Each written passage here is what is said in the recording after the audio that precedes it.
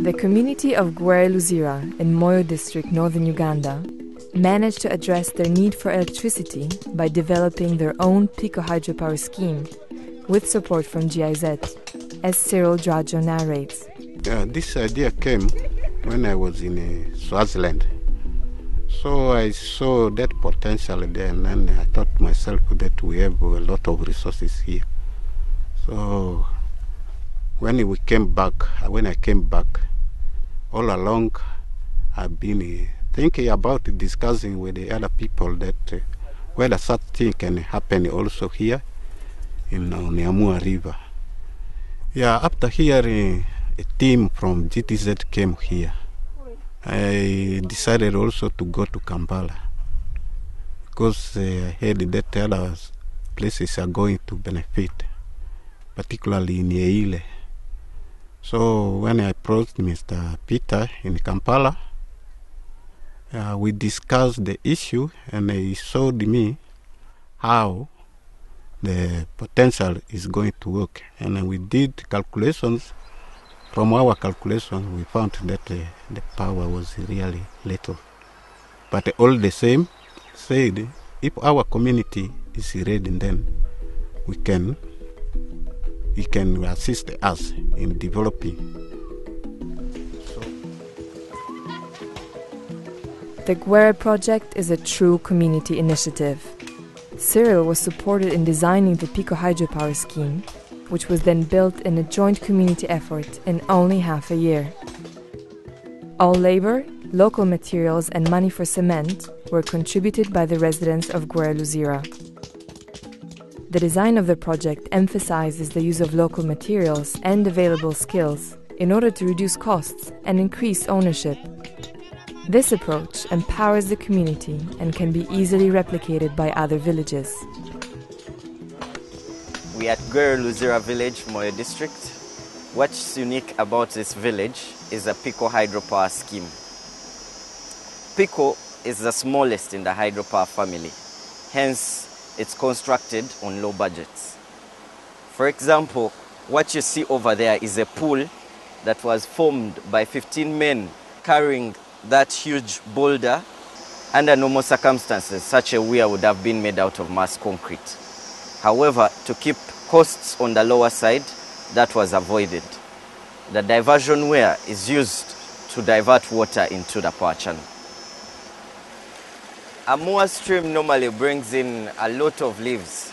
So this locally made trash rack is meant to prevent them from reaching and clogging the turbine. The water is conveyed from the intake to the powerhouse through this open stone pitched channel. In order to construct it, the locals participated in the excavations as well as collecting stones, and they also took the sand out of the stream which was used to make the motor. The open stone pitch channel ends in a metallic section which was fabricated by a local artisan. It holds this trash rack in addition to holding the turbine which generates power for the community.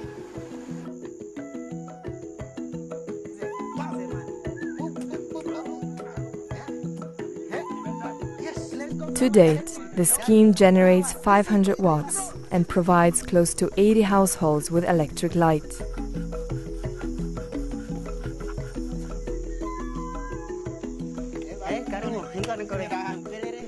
The village has also established an e-kiosk where mobile phones or other appliances can be charged.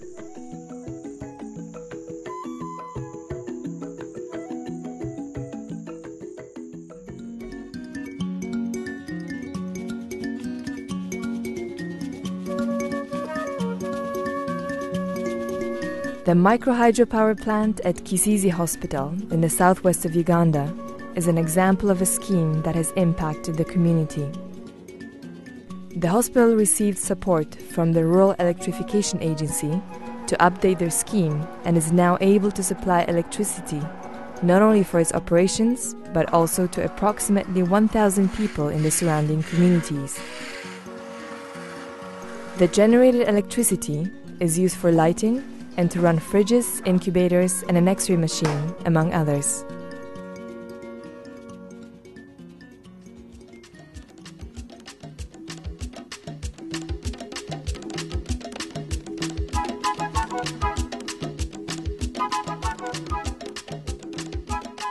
In this community, electricity has enabled people to start new businesses or further develop their existing enterprises.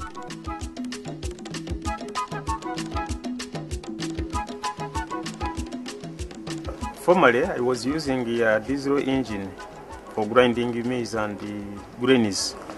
But now, when electricity came to this sub-county Nyarushanje, I prefer to use electricity. Electricity machines are very cheap and very quick, and the flour it grinds has no any smell. But the engines I used before, diesel engines, has smell in it. That's why I changed it. At the end of the day, I gain more money than before when I used diesel engines. Well, before the coming of the power, it was a bit tiresome work for us to pump, very tiresome for us to do. At the end of the day, you find that the person is very tired. So after the coming of the electricity, all of the work was eased, and it's very simple. As per today, when I'm to pump something like 20 liters, it takes me something like 3 minutes. Plus, we used not to work during the night because we had no light. But as per today, we have light, we are provided with light, we can charge our phones, we can work at night. So every work is very simple for us with the coming of electricity. Ato mukubanza nkani ndakozesa batteries ndazicharginga kuruga hano kuzitwara Rukungiri.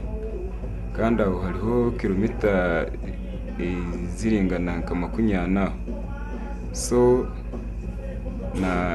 nashobozaga sente nyingi ho kusinga amashanyarazi avuga gatakishire. Ngeno hati ndashoboza sente nce kandi nganyigwe ntasaka sente kingi ho kusinga ubona ndagakoresha imirimo mingi kusinga umukubanza. Ubona ncakozesa battery.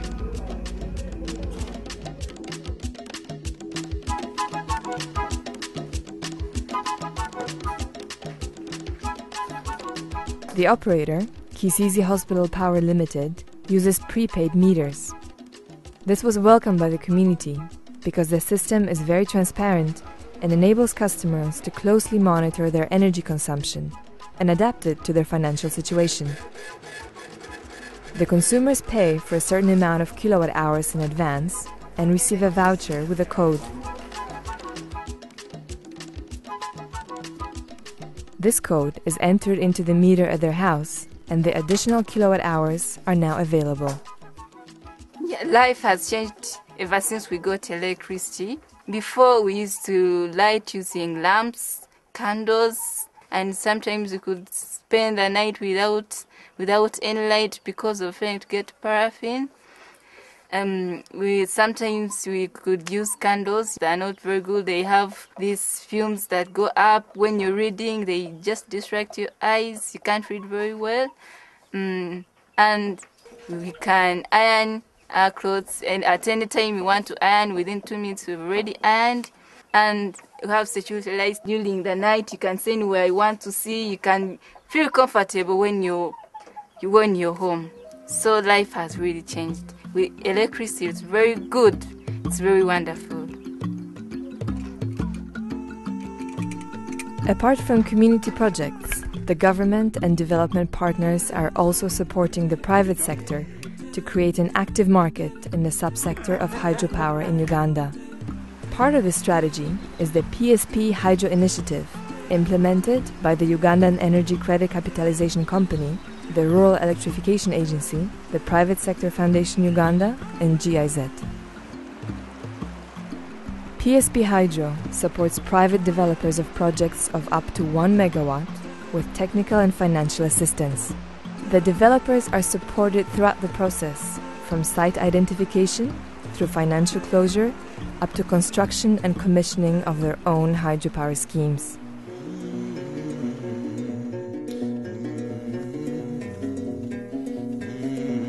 Uganda's hydropower potential is far from developed. Many more projects are needed to satisfy the ever-growing power demand and electrify the numerous rural communities that are located close to potential hydropower sites. The private sector and local communities need to take action to develop this clean source of energy and improve their lives.